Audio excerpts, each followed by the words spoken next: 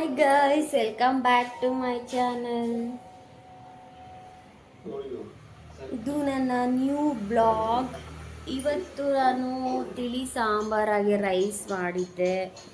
ಎಲ್ಲರೂ ಊಟ ತಿನ್ಕೊಂಡು ಆಫೀಸಿಗೆ ಹೋದರು. ಇವಾಗ ಒಂದು ಸ್ವಲ್ಪ ಕೆಲಸ ಇತ್ತು, ಮಾಡಬೇಕು. ಪಾತ್ರೆ ಎಲ್ಲ ತೊಳೆದಿಟ್ಟಿದ್ದೀನಿ, ಇನ್ನೊಂದು ಸ್ವಲ್ಪ ಪಾತ್ರೆ ಇದೆ, ಇವಾಗ ತೊಳಿಬೇಕು. ಹಾಗೆ ಗೈಸ್ ನೋಡಿ, ನಾನು ಅದು ಸಾಂಬಾರು ಮಾಡಿದೆ ಅಂತ ಹೇಳಿದೆ ಅಲ್ವಾ, ಸಾಂಬಾರು ಮಾಡಿದ್ದೆ, ರೈಸ್ ಮಾಡಿದ್ದೆ. ರೈಸು ಆಲ್ರೆಡಿ ಖಾಲಿ ಆಗಿದೆ, ಇನ್ನೂ ಸ್ವಲ್ಪ ಇದೆ. ಗೈಸ್ ನಿನ್ನೆ ಫುಲ್ಲು ಮಳೆ ಬರ್ತಾಯಿತ್ತು ಈವ್ನಿಂಗು, ಅದಕ್ಕೆ ಏನಾದರೂ ಸ್ನ್ಯಾಕ್ಸ್ ಇರಲಿ ಅಂತ ಇದು ಅವಲಕ್ಕಿ ಮಾಡಿದ್ದೆ. ಇದು ಎಲ್ಲರಿಗೂ ಗೊತ್ತಿರುತ್ತೆ, ಈ ಥರ ಸ್ನ್ಯಾಕ್ಸ್ ನೀವು ತಿಂದಿರ್ತೀರ ಮಾಡಿಕೊಂಡು. ಏನಂದರೆ ಇದು ಅವಲಕ್ಕಿ, ಕರ್ದ ಅವಲಕ್ಕಿ ಅಂತಾರೆ ಇದಕ್ಕೆ.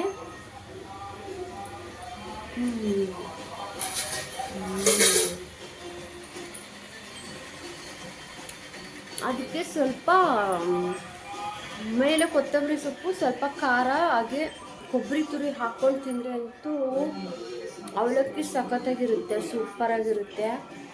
ನಾನು ಏನಿಲ್ಲ ಗೈಸ್, ಇವಾಗ ಟಿ ವಿ ನೋಡ್ಕೊಂಡು ಕೂತಿದ್ದೀನಿ. ನಮ್ಮ ಬಂಗಾರಿ ಬೇರೆ ಊರಲ್ಲೇ ಇದ್ದಾಳೆ, ಸೊ ಹಾಗಾಗಿ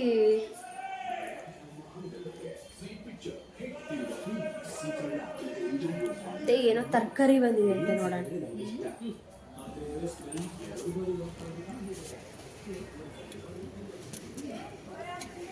ಆಲ್ರೆಡಿ ನಾನು ಬಟ್ಟೆ ಎಲ್ಲ ವಾಶ್ ಮಾಡಿ ಹಾಕ್ಬಿಟ್ಟಿದ್ದೀನಿ ನಿನ್ನೆ. ಇವತ್ತೇನು ಕೆಲಸ ಇಲ್ಲ ಜಾಸ್ತಿ,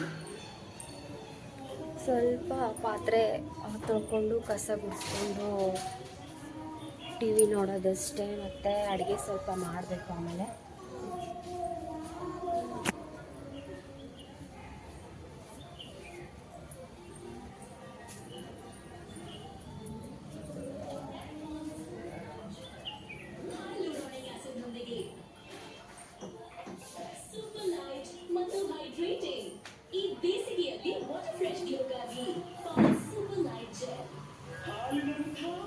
ತರಕಾರಿ ಇದೆ, ನಿನ್ನೇನು ತರಕಾರಿ ತೊಗೊಂಬಂದಿದ್ವಿ. ಇಲ್ಲಿ ತರಕಾರಿ ಚೆನ್ನಾಗಿದೆ, ನಾನೇ ತೊಗೊತಿದ್ದೆ. ಇಲ್ಲಿ ತರಕಾರಿ ಬೇರೆ ಇದೆ, ಎಷ್ಟು ತರಕಾರಿ ಚೆನ್ನಾಗಿದೆ.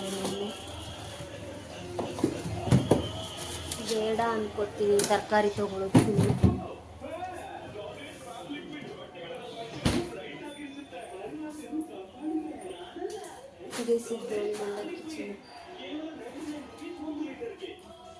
ಅವಲಕ್ಕಿ ಮಾತ್ರ ಟೇಸ್ಟು ಸೂಪರಾಗಿ ಬಂದಿದೆ.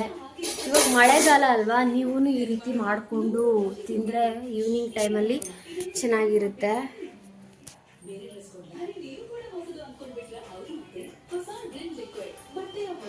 ಗೈಸ್, ಇವತ್ತು ನಾನು ನಿಮ್ಮ ಜೊತೆ ಒಂದು ರೆಸಿಪಿನ ಶೇರ್ ಮಾಡ್ತಾ ಇದ್ದೀನಿ. ಅದು ಏನಪ್ಪ ರೆಸಿಪಿ ಅಂತ ಇದ್ದೀರಾ? ಹೆಸ್ರು ಬೇಳೆ ಸಾಂಬಾರು. ನಾವು ಪಾಯಸ ಎಲ್ಲ ಮಾಡ್ತೀವಿ ಅಲ್ವಾ, ಹೆಸ್ರು ಬೇಳೆ, ಅದ್ರದ್ದು ಸಾಂಬಾರನ್ನ ಇವತ್ತು ಮಾಡ್ತಾಯಿದ್ದೀನಿ. ಅದು ನಾನು ಸ್ವಲ್ಪ ದಿನ ಒಂದು 2-3 ಟೈಮ್ಸ್ ಮಾಡಿದ್ದೀನಿ, ಚೆನ್ನಾಗೇ ಬಂದಿದೆ ಟೇಸ್ಟು. ಆದರೆ ಹೆಸ್ರುಬೇಳೆ ಬೇಯಕ್ಕೆ ಹಾಕಬೇಕಾದ್ರೆ ನೀವು ಸ್ವಲ್ಪ ಹೆಸ್ರುಬೇಳೆ ಹಾಕ್ಕೊಳ್ಳಿ, ತುಂಬ ಚೆನ್ನಾಗಿರುತ್ತೆ ಟೇಸ್ಟು. ಅದು ಬೇರೆ ಇವಾಗ ಬಿಸಿಲಲ್ವಾ, ಸಮ್ಮರಲ್ಲಿ ಅದು ತಿಂದರೆ ತುಂಬ ಚೆನ್ನಾಗಿ. ಇವಾಗ ಬಿಡಿ ರೈನಿ ಸೀಸನ್, ಆಲ್ರೆಡಿ ಮಳೆ ಬರ್ತಾ ಇದೆ, ಇವಾಗ ಅಷ್ಟೇನು ಇದು ಬಿಸಿಲು ಅನಿಸಲ್ಲ. ಜಾಸ್ತಿ ಹೀಟ್ ಆಗುತ್ತೆ, ನನಗೆ ತುಂಬಾ ಹೀಟ್ ಪ್ರಾಬ್ಲಮ್ ಇದೆ ಅನ್ನೋರು ಈ ಥರ ಹೆಸ್ರುಬೇಳೆ ಪಾಯಸ, ಹೆಸ್ರುಬೇಳೆ ಸಾಂಬಾರು ಈ ಥರ ಏನಾದ್ರು ಮಾಡ್ಕೊಂಡು ತಿಂತಾಯಿದ್ರೆ ನಮ್ಮ ಬಾಡಿನೂ ತಂಪಾಗಿರುತ್ತೆ, ಹಾಗೆ ಹೆಲ್ತಿಗೂ ಕೂಡ ತುಂಬಾ ಒಳ್ಳೆಯದು. ಒಳ್ಳೆ ವಿಟಮಿನ್ ಕೂಡ ಸಿಗುತ್ತೆ. ಸೊ ಗೈಸ್, ಬನ್ನಿ ನಾನು ಇವಾಗ ಹೆಸ್ರುಬೇಳೆ ಸಾಂಬಾರನ್ನ ಯಾವ ರೀತಿ ಮಾಡಿದೆ ಅಂತ ನಿಮ್ಮ ಜೊತೆ ಶೇರ್ ಮಾಡ್ತೀನಿ. ಇನ್ನು ಯಾರ್ಯಾರು ನನ್ನ ಚಾನಲ್ಗೆ ಸಬ್ಸ್ಕ್ರೈಬ್ ಆಗದೆ ವಿಡಿಯೋ ನೋಡ್ತಾ ಇದ್ದೀರೋ, ಪ್ಲೀಸ್ ನನ್ನ ಚಾನಲ್ಗೆ ಸಬ್ಸ್ಕ್ರೈಬ್ ಆಗಿ, ಲೈಕ್ ಮಾಡಿ, ಶೇರ್ ಮಾಡಿ, ಹಾಗೆ ಕಮೆಂಟ್ ಮಾಡಿ. ಓಕೆ, ಬನ್ನಿ ನೋಡ್ಕೊಂಡು ಬರೋಣ.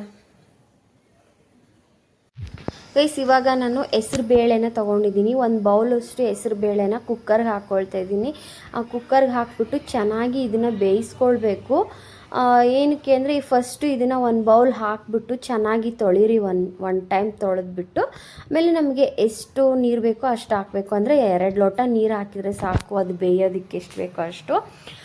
ಬೇಯಿಸಿದಾದ್ಮೇಲೆ ನಾವು ಎಷ್ಟು ಬೇಕೋ ಸಾಂಬಾರು ಮಾಡೋದಕ್ಕೆ ನೋಡಿಕೊಂಡು ಕನ್ಸಿಸ್ಟೆನ್ಸಿಲಿ ನೀರನ್ನ ಆ್ಯಡ್ ಮಾಡ್ಬೋದು.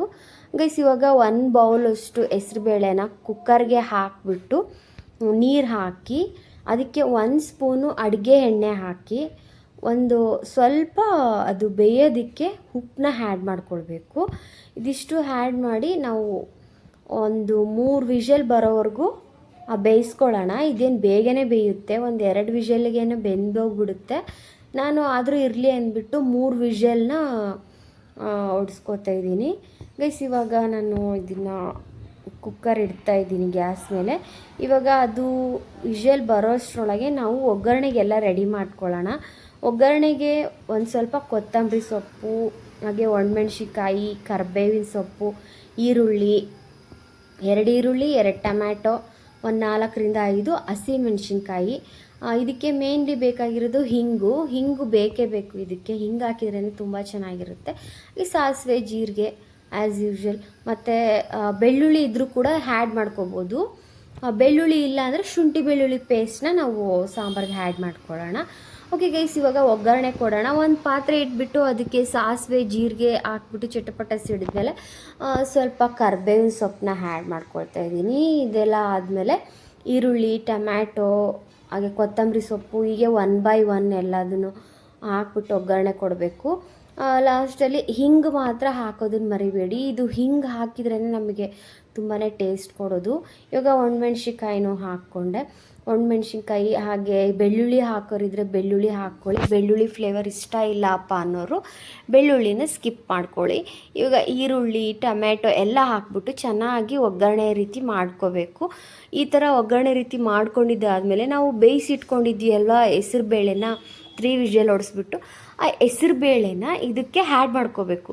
ಆ್ಯಡ್ ಮಾಡಿ ನಮಗೆ ಕನ್ಸಿಸ್ಟೆನ್ಸಿ ನೋಡ್ಕೋಬೇಕು. ಸ್ವಲ್ಪ ಗಟ್ಟಿನೇ ಇರಲಿ ಅಂದರೆ ಗಟ್ಟಿನೇ ಮಾಡ್ಕೊಳ್ಳಿ. ಇಲ್ಲ ನನಗೆ ರಸಮ್ ಥರ ಸ್ವಲ್ಪ ತೆಳುವಾಗಿರಬೇಕು ಅಂದರೆ ಒಂದು 2-3 ಲೋಟ ನೀರು ಹಾಕ್ಕೊಳ್ಳಿ. ನಾನು ಇದೆಲ್ಲ ಆದಮೇಲೆ ಹೆಸ್ರುಬೇಳೆ ಹಾಕಿದೆ ಅಲ್ವಾ, ಆವಾಗ ನಾನು 2 ಲೋಟ ನೀರು ಹಾಕಿಬಿಟ್ಟು ಚೆನ್ನಾಗಿ ಕುದಿಸ್ಕೊಂಡಿದ್ದೀನಿ. ಅದಕ್ಕೆ ಶುಂಠಿ ಬೆಳ್ಳುಳ್ಳಿ ಪೇಸ್ಟ್ ಕೂಡ ಆ್ಯಡ್ ಮಾಡಿದ್ದೀನಿ. ಇಷ್ಟೇ ಗೈಸ್, ಇದು ಒಗ್ಗರಣೆ ಕೊಟ್ಬಿಟ್ಟು ಬೇಯಿಸಿರೋ ಅಂಥ ಹೆಸ್ರುಬೇಳೆನ ಇದಕ್ಕೆ ಆ್ಯಡ್ ಮಾಡಿದರೆ ಮುಗೀತು, ಸಾಂಬಾರು ರೆಡಿ ಆಗುತ್ತೆ. ನೀರು ಎಷ್ಟು ಬೇಕೋ ಅಷ್ಟು ಹಾಕ್ಕೊಳ್ಳೋದಷ್ಟೇ. ಇವಾಗ ರೈಸ್ ಸಾಂಬಾರ್ಗಂತೂ ಸಖತ್ತಾಗಿ ಟೇಸ್ಟ್ ಕೊಡುತ್ತೆ. ಒಂದು ಸತಿ ಮಾಡ್ಕೊಂಡು ನೋಡಿ. ಓಕೆ, ಹೆಸ್ರುಬೇಳೆ ಸಾಂಬಾರನ್ನ ನಾವು ಸಿಂಪಲಾಗೆ ಮಾಡ್ಕೋಬೋದು. ಇದು ಹೆಸ್ರುಬೇಳೆನ ಸ್ವಲ್ಪ ಕಡಿಮೆ ಪ್ರಮಾಣದಲ್ಲಿ ಹಾಕ್ಕೊಳ್ಳಿ. ನಂದು ಸ್ವಲ್ಪ ಜಾಸ್ತಿ ಹಾಕಿದ್ದೆ ಅನಿಸುತ್ತೆ. ಏನಕ್ಕಪ್ಪ ಅಂದರೆ ನಾವು ಜಾಸ್ತಿ ಸಾಂಬಾರು ಬೇಕು ಅಲ್ವಾ, ನಾನು ಅದು ಮಾಡಿಬಿಟ್ಟು ಎಷ್ಟು ಬೇಕಷ್ಟು ನೀರನ್ನ ಆ್ಯಡ್ ಮಾಡ್ತೀನಿ. ಸೊ ಹಾಗಾಗಿ ನಾನು ಒಂದು ಬೌಲಷ್ಟು ಹೆಸ್ರುಬೇಳೆನ ಆ್ಯಡ್ ಮಾಡ್ಕೊಂಡಿದ್ದೆ. ನೀವು ಎಷ್ಟು ಬೇಕೋ ಅಷ್ಟು ಮಾಡ್ಕೊಳ್ಳಿ. ಇನ್ನೂ ಸ್ವಲ್ಪ ಕಡಿಮೆನೇ ಹಾಕ್ಕೊಂಡ್ರು ಚೆನ್ನಾಗೇ ಬರುತ್ತೆ. ಅದು ಸ್ವಲ್ಪ ತೆಳುವಾಗೇ ಇರಬೇಕು, ಸಾಂಬಾರು ಟೇಸ್ಟಿಯಾಗಿ ಬರುತ್ತೆ. ನಾನು ಮತ್ತೆ 2-3 ಲೋಟ ನೀರು ಹಾಕಿಬಿಟ್ಟು ಚೆನ್ನಾಗಿ ಕುದಿಸಿ ಅದಕ್ಕೆ ಉಪ್ಪು ಹಾಕಿ ಇಳಿಸ್ಬಿಟ್ಟು ರೈಸ್ ಜೊತೆ ತಿಂದ್ವಿ. ಸೂಪರಾಗಿ ಬಂದಿತ್ತು ಟೇಸ್ಟು. ರೈಸ್ಗೆ ಅದು ಸಖತ್ತಾಗಿ ಟೇಸ್ಟ್ ಕೊಡುತ್ತೆ. ಯಾವಾಗಾದ್ರೂ ಒಂದು ಸರಿ ಮಾಡ್ಕೊಂಡು ನೋಡಿ ಹೇಗೆ ಬಂತು ರಿಸಲ್ಟ್ ಅಂತ ನನಗೆ ಕಮೆಂಟ್ ಬಾಕ್ಸಲ್ಲಿ ಕಮೆಂಟ್ ಮಾಡಿಬಿಟ್ಟು ಹೇಳಿ ಗೈಸ್. ತುಂಬಾ ಈಸಿಯಾಗಿರೋವಂಥ ಹೆಸ್ರುಬೇಳೆ ಸಾಂಬಾರನ್ನ ನೋಡಿದ್ರಿ ಅಲ್ವಾ. ಇದನ್ನು ಎಲ್ಲರೂ ಮಾಡ್ಬೋದು. ಏನಕ್ಕೆ ಅಂದರೆ ಒಗ್ಗರಣೆ ಕೊಡೋದು ಹೆಸ್ರುಬೇಳೆ ಬೇಯಿಸ್ಕೊಂಬಿಟ್ಟು ಅಷ್ಟೇ. ಈ ಥರನೂ ಮಾಡ್ತಾರೆ ಹೆಸ್ರುಬೇಳೆ ಸಾಂಬಾರನ್ನ. ಇನ್ನೂ ಒಂದು ರೀತಿ ಮಾಡ್ತಾರೆ, ಅದು ನಮ್ಮ ಅಕ್ಕ ತುಂಬ ಚೆನ್ನಾಗಿ ಮಾಡ್ತಾಳೆ ಅದನ್ನು. ಹೆಸ್ರುಬೇಳೆ ಸಾಂಬಾರು ಇನ್ನೂ ಒಂಥರ ಕೊಬ್ಬರಿ ತುರಿ ಎಲ್ಲ ಹಾಕಿಬಿಟ್ಟು ಅದನ್ನು ಫುಲ್ಲು ಸ್ವಲ್ಪ ತೆಳುವಾಗಿ ರಸಮ್ ಮಾಡ್ತೀವಲ್ಲ ನಾವು, ಆ ರೀತಿ ಮಾಡ್ತಾಳೆ. ನೆಕ್ಸ್ಟ್ ಟೈಮ್ ಆ ಥರ ನಮ್ಮ ಅಕ್ಕನ ಕೇಳ್ಕೊಂಡ್ಬಿಟ್ಟು ಅದನ್ನು ರೆಸಿಪಿ ನಿಮಗೆ ತೋರಿಸ್ತೀನಿ. ಅವಳು ತುಂಬ ಚೆನ್ನಾಗಿ ಮಾಡ್ತಾಳೆ ಹೆಸ್ರುಬೇಳೆ ಸಾಂಬಾರನ್ನ. ಗೈಸ್, ಇವಾಗ ನಾನು ಇವತ್ತಿನ ಬ್ಲಾಗ್ನ ಇಲ್ಲಿಗೆ ಹೆಂಗೆ ಮಾಡ್ತಾಯಿದ್ದೀನಿ. ಈ ಬ್ಲಾಗ್ ಏನಾದರೂ ನಿಮ್ಗೆ ಇಷ್ಟ ಆಗಿದ್ದರೆ ನನ್ನ ಚಾನಲ್ಗೆ ಸಬ್ಸ್ಕ್ರೈಬ್ ಮಾಡ್ಕೊಳ್ಳಿ, ಲೈಕ್ ಮಾಡಿ, ಶೇರ್ ಮಾಡಿ, ಕಮೆಂಟ್ ಮಾಡಿ. ಹಾಗೆ ನಾನು ನೆಕ್ಸ್ಟ್ ಬ್ಲಾಗಲ್ಲಿ ಸಿಗ್ತೀನಿ. Thanks for watching. Thank you so much.